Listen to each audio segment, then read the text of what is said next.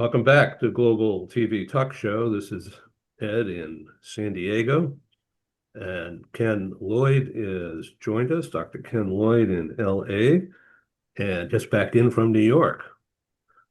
Yep. Yeah, and in Maryland, Eastern Maryland, Ron Cooper, the cooperculture.com. Today we're going to be talking about leadership gaps, and I was just saying that I didn't understand that there was a big problem in that, but I asked Gemini and then I got 10,000 words. So I didn't bother reading it all, but I looked at the headlines. Ron Cooper, you're an executive coach, senior level, C-suite whisperer, I guess. Tell us about leadership gaps.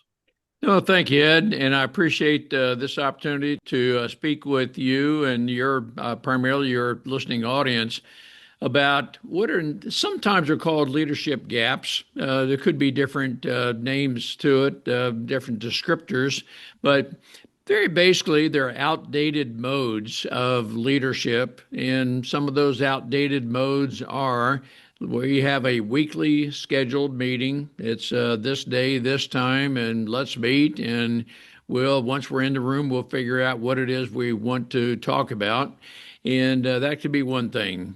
Dr. Ken Lloyd is an expert on appraisals and performance evaluations. And rather than doing that annually, people want to be engaged to know where they are on a continuous basis. And that doesn't have to be an hour-long assessment daily or weekly.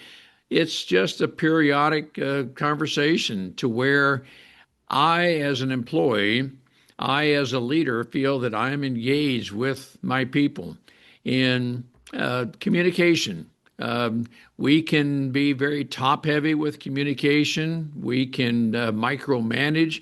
We have discussed that before.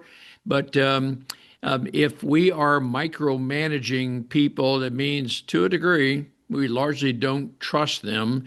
And those are just some of the factors that go into the topic of outdated management practices, leadership gaps, and the like. But I think, Ed and Ken, my perception is, and I think there are plenty of statistics to prove it, people want to be engaged in a meaningful way. People want communication, and they want it to be meaningful. We can very easily tell if I am communicating with you, Ken, simply because I feel obligated to do that. I'm your supervisor, therefore I have to say hello. I have to put in X amount of time to communicate with you. You'll know that right away, that I'm not really engaged with you. I'm doing this as an obligatory meeting, conversation, and so forth. And if people sense I'm doing things strictly out of obligation, people are not going to engage. They will actually disengage.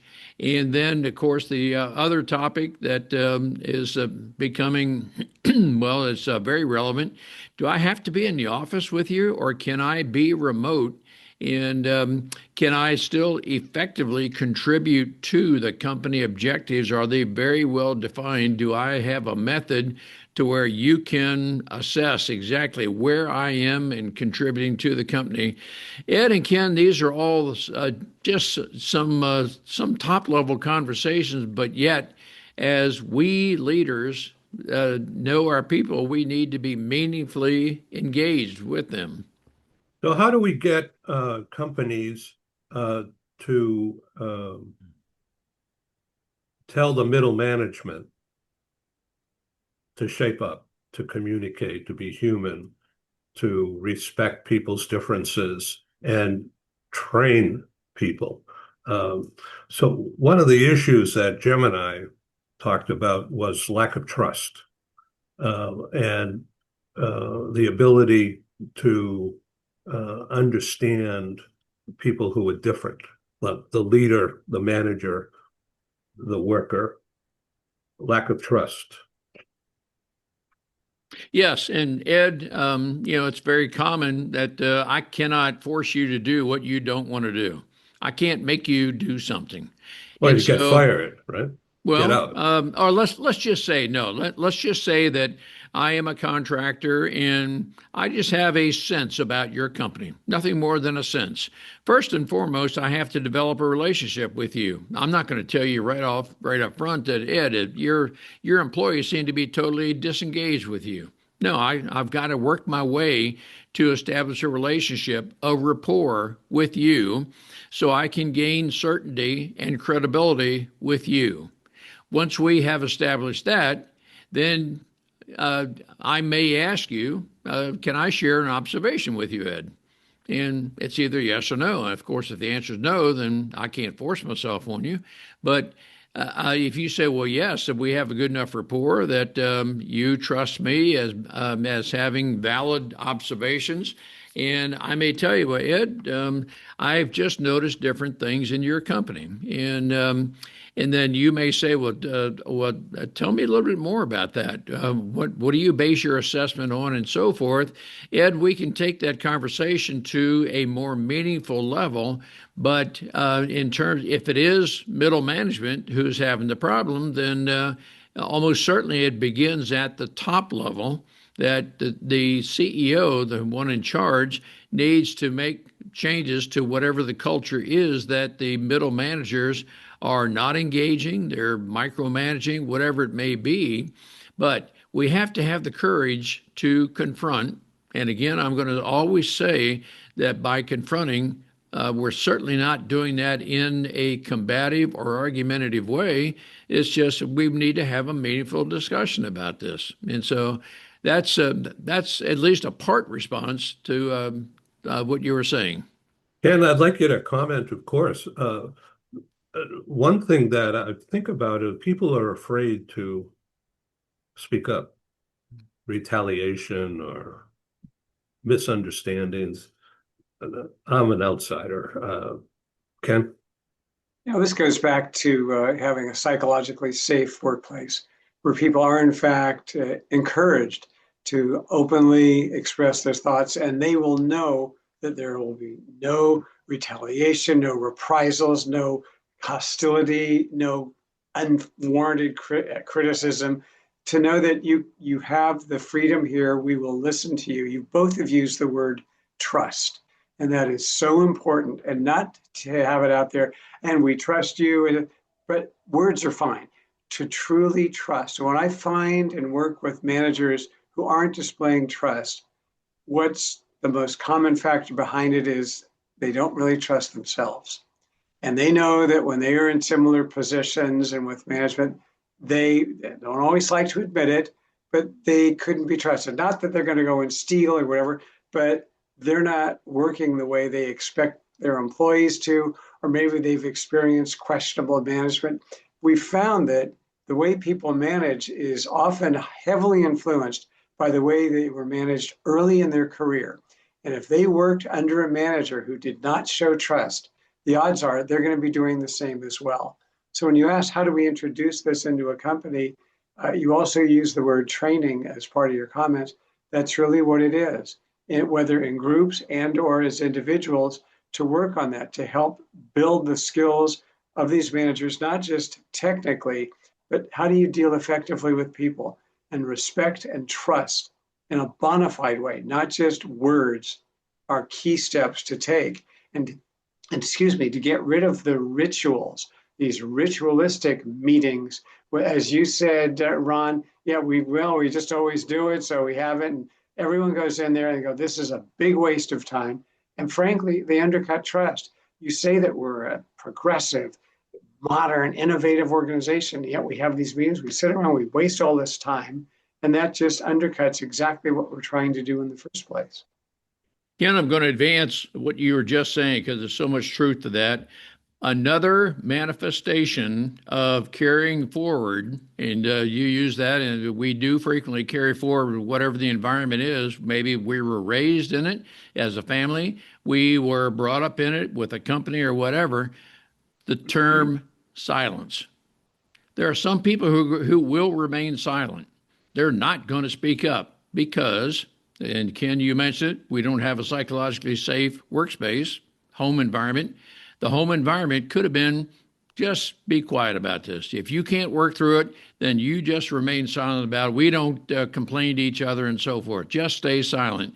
And if I, as a leader, notice within my employees, my staff, that there's some number of people who just seem to be remaining silent, and I understand introverted people, but we have to be able to discern those who are silent because of, and I will tell you tomorrow, we're listening to the wife of one of my mentors who has overcome some of what I'm just speaking of, silence in her life, because of different things. And so silence is one of the ways people manifest insecurities, any number of things, that I will remain silent rather than say anything because I don't want to risk whatever my situation. I cannot afford to be fired because I'll lose my home or whatever it may be. So better off just to remain silent. Just give me a paycheck and I'll get out of here. Yeah, and that's a clear sign of a complete disengagement with whatever the entity is, whether it's a family or an organization. Silence is not simply, oh well, I'll just put up with it. It's really a withdrawal. And fine, I'm just not going to say anything. And just as you said, give me my paycheck, I'll go and do it. Does that bring out creativity, productivity, innovative thinking? Right? Of course not. It's just people ritualistically going through their jobs and basically, I mean basic in the most low level, basically getting it done, as opposed to looking forward and learning and growing and developing and coming up with new ideas and suggestions, truly engaging in what they're doing instead of simply carrying it out. You have 6 things you want me to do, I'll do them. I'll get them done. I'll meet that low bar, and that's it. That's not what we want in an organization. And frankly, that's not what people are seeing or searching for. You mentioned people want engagement. That's very true. They would much rather be engaged in their job. And that does mean that they don't sit there silently. And it does mean that they can disagree and come up with their own ideas and won't be instantly and automatically shot down. Not every idea is going to be great, but maybe the next one will be. I want to hear it. So please keep your thinking open and know that we're interested in what you have to say. Ron, what about succession? Is there a gap? Is there enough I think talent? in some cases, very definitely so, because we on this call are largely boomers, and those who succeed us are going to be whatever generation they are. And there are certainly technology advancements. And so the way the younger people, those younger than us, however younger they may be, they were in a different environment than we are. And so we need to transfer our leadership to those. I will say that, in my opinion, technology advances every day. Those things that do not change are values, personal core values, and that trust, respect. Those are things that don't change. We want to have trust. We want to develop respect with each other, and we do want to communicate and be engaged with each other. Those are some very fundamental core elements that do not change. Technology is the way we communicate can certainly change, but we will always want to communicate and relate and engage with each other. The methods of doing that certainly may change. We need to adapt, but that's a lot of what I think of as let's say age gaps, gender gaps. That yes, those things happen, and are we adaptable? I would certainly hope so. Technology, the use of technology. The younger people are going to use the phone or research, tech. Everything is tech. Older people try to work things through discussion. It's interesting because when we were growing up, and certainly our parents and grandparents, the generation that would be working where they were trained, they were the crafts, the word with craftsman or the master of this or that. And the new people would come in the workforce, they would be apprentices and they would have to learn.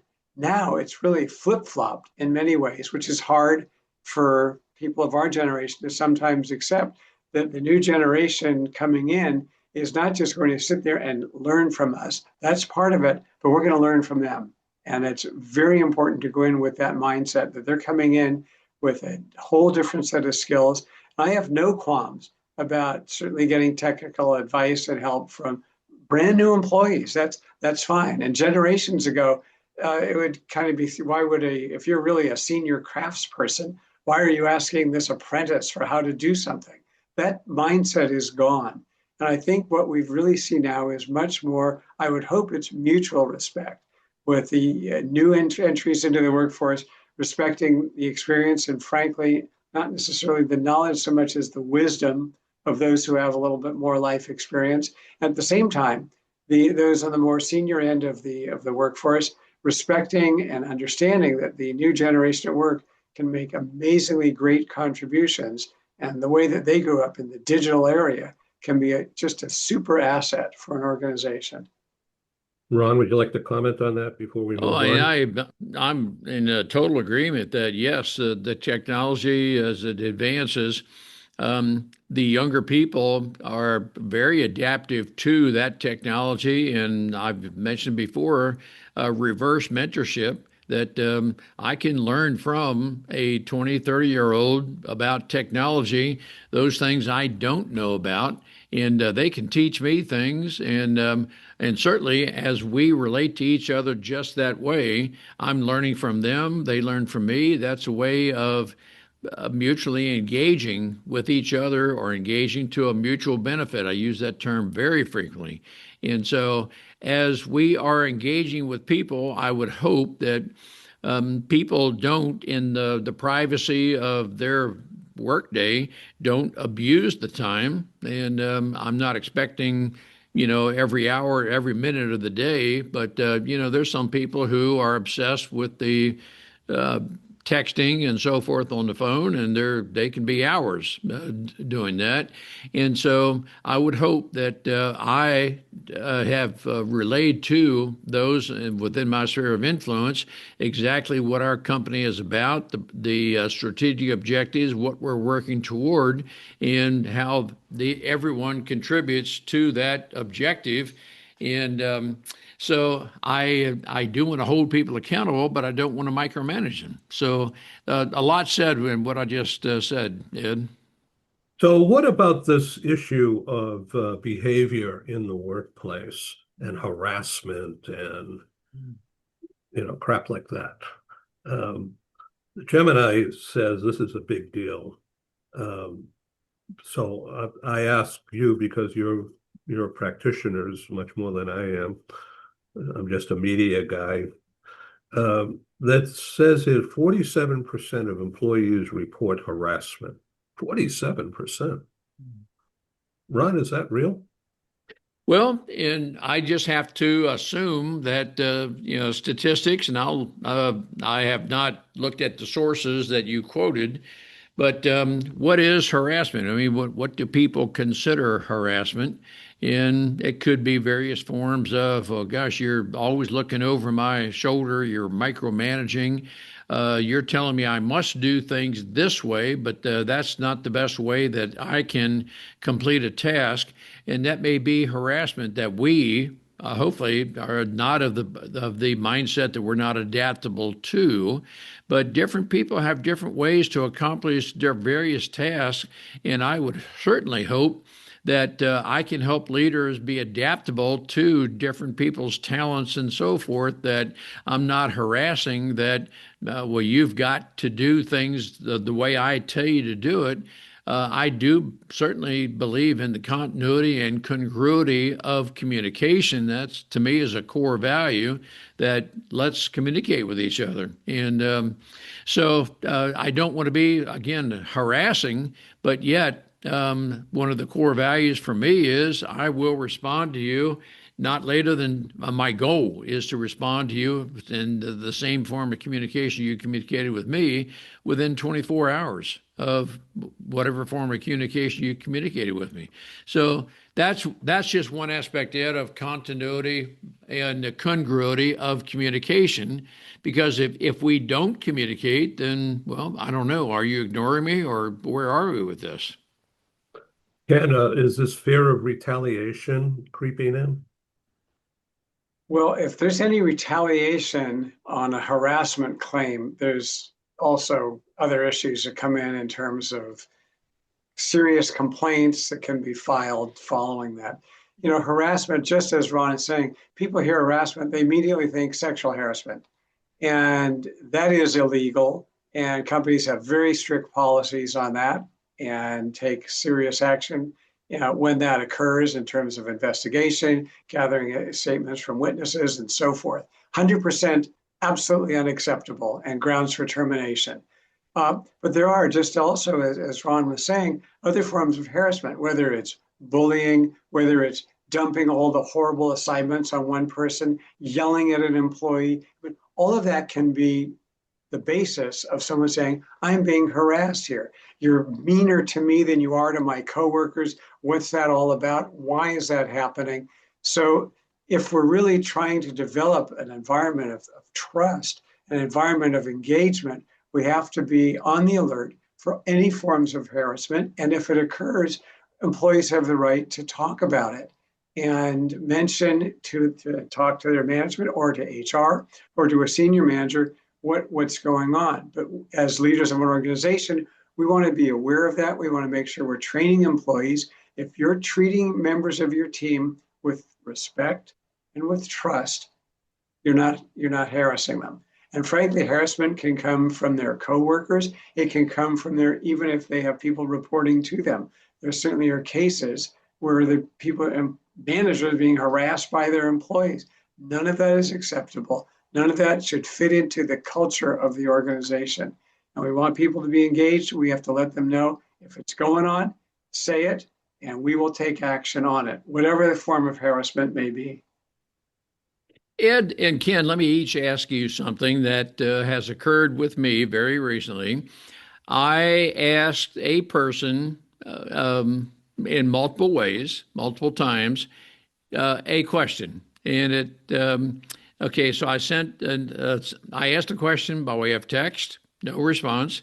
I sent the same question by way of email, no response. And I have reason to believe the recipient, got my message. And finally, after the third attempt, and maybe that same number of weeks, the person came back and said, stop harassing me, asking me the same question over and over and over. And it was just a very simple question. Did you see? And they said, stop harassing me. And I thought, okay, you did not respond to my question. And so maybe I would ask you, and by your definition, by your life preferences, is that harassment? That is not harassment. What happened is that, using today's terminology, for whatever reason, this person was ghosting you, and that's not acceptable in the workplace. And if they I wouldn't stop harassing me. I wouldn't try and write back, well, here's the definition of harassment. That tells you something about that person. Number one, not responding is totally unacceptable in the workplace, unprofessional, and simply setting it aside, you could just as easily say, you are ignoring me, you're treating me with disrespect by not responding, you're harassing me. And now we're into that realm. So no, that's not harassment. It is a normal expectation. If you send someone an email that calls for a response, you call them. It is absolutely normal to expect to hear back from them. And if they don't, it makes me wonder. When a person says that, that person is arguably looking, if you will, for trouble. And I would be very careful of an individual who says that. I would be concerned about other aspects of that individual's performance, because that type of behavior doesn't occur in isolation. My question would be, what else is going on? Because that is absolutely not acceptable. And come back and say, that's harassment. That simply is not. I mean, if you're doing it 24 times and you're doing it at midnight and you're calling, put that aspect in. You are engaging in a normal business practice of reaching out for a comment, for a response. Were you advised? Were you informed of this? Please let me know. And I'm sure it's not send me immediately. I mean, it's written in a nice professional way. It's being ignored. That tells you something to watch out for with that individual. I would take that as a red flag. You and I share absolutely the same values, Ken. That's exactly what I think. Say again? The Padres are on at 10:40 Oh, a.m. okay. today. Right. Thank you. Sorry about that. Are you being harassed? No, no. I just got a bulletin that the Padres are on TV soon. That's great. Oh, talk about core leadership skills, such as I'm reading this, such as communication, problem solving, and decision making. Again, this is from Gemini about problem solving in the workplace, and the university nature of the company. That's what they're getting at here. That's an ongoing. In fact, Stephen Howard is talking about the same things, about ongoing learning at work, core learning skills. Is that training, Ken? Is that what is required now? Remedial training to make sure everybody's on the same page? Well, I don't know if I'd call it remedial, but I think that, providing educational opportunities, whether it's through training programs, seminars, webinars, courses for people to take that are relevant, that they're not just sitting and going through, again, a ritual. Everyone's gone through this class. We all have to go through it. It's a bit, as opposed to really building on the skills, particularly understanding the aptitudes and interests that the employees have as they look down the road. Where are the areas in which they would like to develop their skills? Where are the areas in which developing their skills would help them carry out their jobs more successfully? And whether that's, if you call it upskilling from the manager, training and guidance and support and mentoring, as well as formal programs. But it's very effective in an organization today to let the employees know that we are very interested in their development and growth as individuals, and not just saying it, but creating bona fide opportunities for them to advance themselves in their career in the path that they want to be on. So that really is, it's not just, training, and it's not using old-fashioned training and training methodologies either.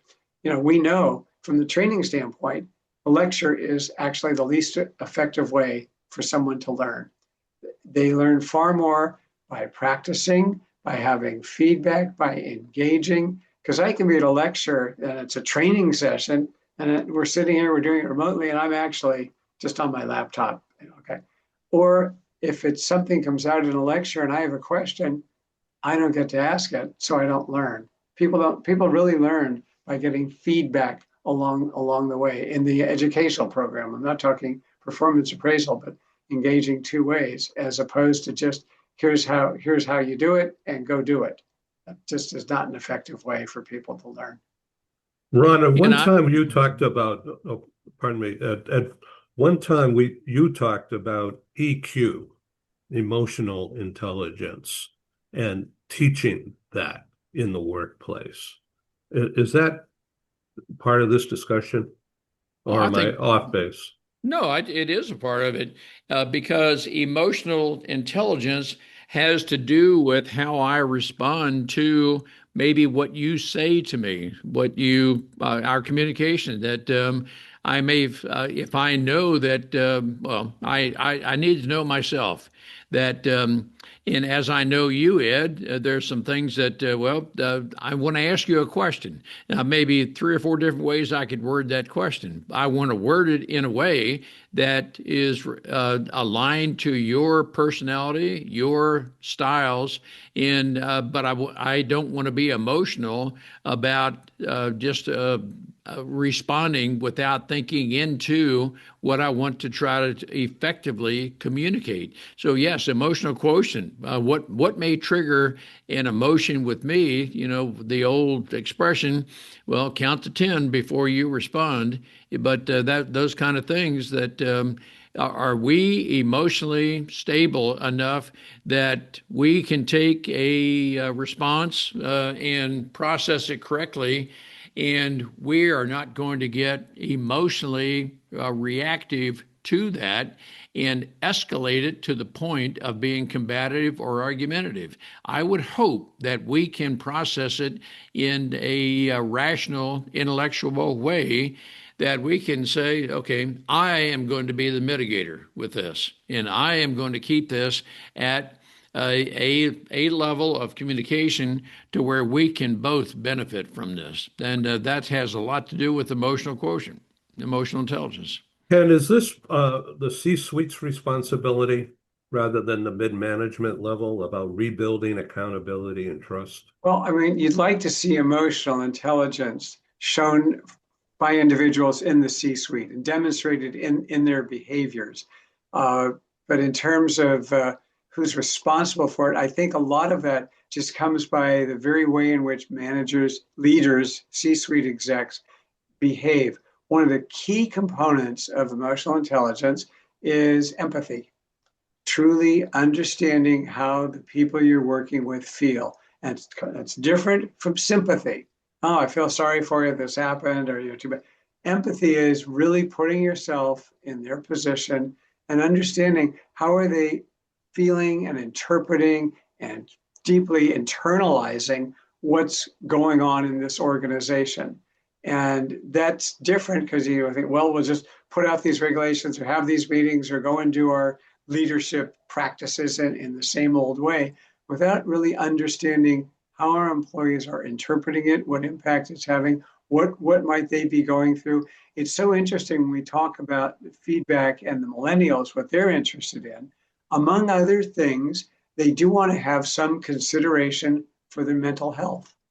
And how's the work balance? How are things going? How are stress levels? How are you feeling about this? And that's with empathy, we're getting insight into that. And that makes the entire work experience more successful for them, more meaningful, and that helps build their engagement. So ultimately, yeah, it comes back from the C-suite. If it's not coming from the C-suite, you can't expect your managers to do it. You know, if I'm reporting to someone in the C-suite who really is not all that involved or concerned with my growth and development and my work and my performance and satisfaction, that's going to impact my work and how I deal with the people who report to me. That's part of the culture of the organization, which emanates and starts from the top. That's where it's built. Ron, so give us your C-suite perspective on modeling respectful behavior in the workforce. Yeah, I'm right on board with Ken and everything he's saying. In the context of empathy, I use the term frequently. I'm in the moment with you, Ed, with you, Ken, meaning that, all right, yep, I sense exactly where you are with whatever it is you're going through.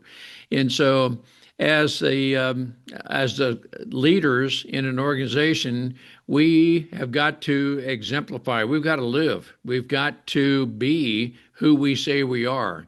If we say we represent something, and I only represent that for the moment that I'm saying it, and I'm out cutting my grass or you wherever it is, and I'm doing something radically different from what I just said in the workplace, then from my perspective, there's a discontinuity in who I am. And I have to, in the context of trust and respect, I have to live what I'm saying. And so I want to exude that or exemplify that in the people with whom I'm working, the organizations. And I would hope I can have people who want to model my behavior. And no one wants to be like me. That's not my point. But if we can exemplify those core values that we want to learn together, and I'll say in the context of what Ken was saying just a moment ago, that the learning environment, many of us learn from podcasts, webinars, and so forth. As we are interactive with, that's where, and as we can ask questions of that person, or at least express different ideas, boy, that to me is stimulating thinking.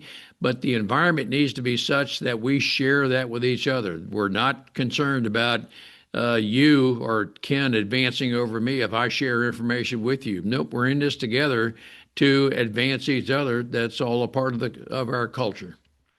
Ron, would you, as CEO, in this scenario, if the word comes up to your level from the mid-manager who's dealing with this kind of a problem in the team, that there's a problem in the team, and you in the C-suite want to model the behavior, you get on the company-wide Zoom TV and broadcast a message to model behavior, how it should be in the company. So would you aggressively take that? I would think you would, that you would take the stance and address an issue before it gets out of hand. Well, yes, but I'm not sure I would do it the way you're saying, Ed. That I'm just a media guy. No, and I'm not suggesting you're doing anything wrong. That's not my point. But if I get on a broadcast and I say, "Wow, man, it's all of you are doing this wrong," and in 12 minutes later, I say, "Okay, now I expect you to model what I'm saying." Wow, I'm talking down to these people. And gosh, no, that's not the approach I take. That I might want to. Well, first off, I think for me personally, I will do everything I can to have a face-to-face meeting, and so I don't want to do this in a faceless, voiceless environment. That I want interaction, and so I share an observation. Can I get your inputs? I'm very interested in what you think and see, because maybe I saw something, processed it the wrong way, and so I want to be very careful not to be dictatorial. Yes, I am responsible for, but I certainly don't want to be dictatorial in the way I do things. That it's easy to get shut down in that kind of environment. So I want to have a very open communication to where we feel free, psychologically safe, again, as we've talked about, that we can share information with each other, that we're all learning together. We each want to advance each other, the company, and so forth. And as Ken very eloquently described, that not every idea is going to warrant implementing, but hey, let's keep bringing up ideas, because innovative thinking is what we're all about. We have about 5 minutes remaining here on the schedule. Ken, this has really been a really hardcore conversation, and I thank you for being involved here. I don't think we would have achieved this without your input. Oh, thank you. Maybe we would, but Yeah. Thank you. When you've got Ron and the Cooper culture, you're going to get just super high level information and insights. And I really enjoy hearing Ron's points, and certainly chatting with both of you on this topic. So integrating coaching and mentoring, Ron, we're talking hardcore leadership things and proactive rather than reactive. Yes. And coaching, mentoring, two different disciplines, but yet what you're doing is developing a person to advance to the next level. And one of the leadership gaps that I address is you're promoted to the next higher level position strictly on seniority, not meritocracy. On seniority. You've been with the company X number of years. No one has been with the company that long. Well, Ed, we're going to promote you to the next position. But I look for those that are based on merit. Yes, you have actually been functioning at that level for some period of time. We're going to elevate you to that level. But it's my responsibility to train you to accept that next level of responsibility, not to force you to do it, but if you show me the aspiration you want to, in the context of mentoring, I want to mentor you to elevate you to that next higher level position because you aspire to be there. It's my responsibility to either myself or provide training within the company, maybe through middle management, to elevate you to the position to which you aspire. But Ed, it's environment, it's all about engaging with you to know exactly what your aspirations are. And I want you to feel comfortable that, yes, I'm working with you. Let's set up a plan that for the next 6, 9, 12 months, whatever the time frame may be, we're going to train you to where you feel comfortable, yet you are ready for that new position. But that's all a part of working together as a well-integrated company, that you know exactly where you fit, and I'm good for my word. So both of you, now as we come to a close on developing the idea of developing succession plans, getting to overcome a problem on the staff or to remotivate the team spirit, develop and talk about the development of a succession plan, to communicate that this is a good place to be, let's pull together, let's learn how to do better so we can all succeed. Well, one thought to keep in mind is that as leaders, we are, and people talk about role models, but models and behaviors that are demonstrated by the leaders are internalized by the team. So if we want, you just listen to how Ron approached that whole situation. And it's not, as he said, not being dictatorial, but engaging. Maybe I misinterpreted what happened here. By taking that approach when there's an issue, it's also training the person he's talking to. Oh, that was interesting. When he kind of disagreed with what I did here, he didn't come at me, but he wanted to understand. So I could say, look, just try to understand the person, or you demonstrate the behavior, you engage in it in a genuine way. And by the behaviors that managers engage in, and if they're showing respect and trust and empathy, those kinds of two-way communication, those kinds of behaviors, people learn that way. And that's, if we talk about succession planning, that's building the skill levels. So we have individuals with whom we can do succession planning that we can promote, that we can promote down the road. Ron.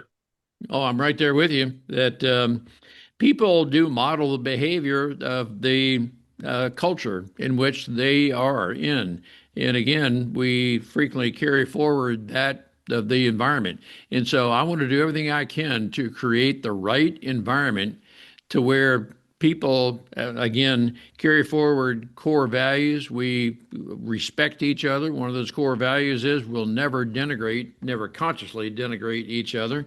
But yet, if should something happen, we feel very open that we will discuss any I'll just use the term anomalies that may occur between us, that we want to resolve it there before it escalates to anything. Then I certainly don't want anyone to feel that they may be a target of gossip kind of thing. That destroys relationships. Ken, thank you for joining us. Thank you for the invite. Always enjoy being on with both of you. And, I'm a huge fan of Ron and the Cooper culture, and just greatly enjoy hearing his insights on this. Yeah. Thank you, Ron. Well, thank you, Ken. Thank you, Ed. It's always a great conversation. Yeah, this is really a winner. Thank you. Please come back to Global TV Talk Show and go visit us at YouTube. YouTube is just a hell of a resource. I began Global TV Talk Show in March of 2020 as a result of COVID crashing into my 30 years of live events and businesses.